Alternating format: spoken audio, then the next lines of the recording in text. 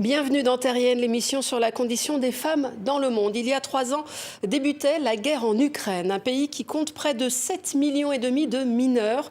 La journaliste ukrainienne Tetiana Primachuk est allée à la rencontre de ces enfants qui doivent vivre avec leur trauma. Dans son documentaire co-réalisé avec Philippe Lanier, l'Ukraine, l'enfance volée. Ces femmes se préparent pour aller dans un village reculé, à 40 km de Kharkiv. Elles forment la brigade des psychologues ambulants de l'ONG Voices of Children, les voix des enfants.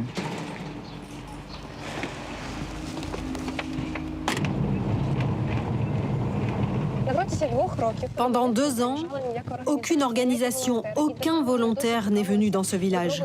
L'État ne s'intéressait pas à ces gens. Notre ONG est la première à leur apporter de l'aide. Une quinzaine d'enfants attendent la brigade avec impatience. Bonjour. Une bouffée d'oxygène pour ces âmes abandonnées. Oui, comme on vient le voir dans ce court extrait, les femmes ukrainiennes, psychologues mais pas seulement, ont un rôle essentiel dans la prise en charge de la santé mentale des enfants, comme nous l'explique Tetiana Primachuk. Elles s'occupent de leur foyer, de leurs enfants, elles travaillent. Et en plus, aujourd'hui, beaucoup de femmes soit ont changé de métier, soit font un deuxième, voire un troisième métier.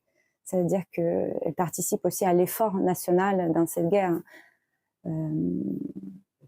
Oksana Lebedieva, qui est dans le film, qui a créé l'association Gen Ukrainian, c'était une femme prospère qui était une business lady en Ukraine. Et aujourd'hui, elle fait justement une étude scientifique sur les traumas, les méthodes, comment s'y prendre pour soigner ces traumas. Et j'espère qu'un jour, les enfants des Gaza, des Soudan, des Birmanie pourront bénéficier de ces études qui sont faites aujourd'hui, malheureusement, dans mon pays, en Ukraine.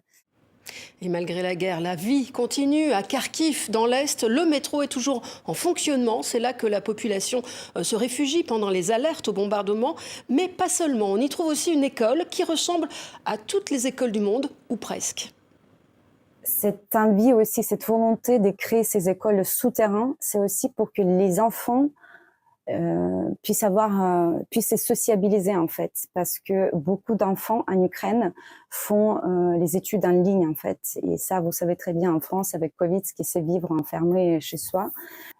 Kirill, le petit garçon qu'on filme avec Philippe Lanier dans le film, dans le documentaire, il dessine des armes, il les fabrique aussi avec la pâte à modeler, mais en fait c'est pas le seul. Ça montre bien l'impact dévastateur de la guerre sur un enfant, sur son psychisme. Voilà un dossier à retrouver sur notre site. À la semaine prochaine.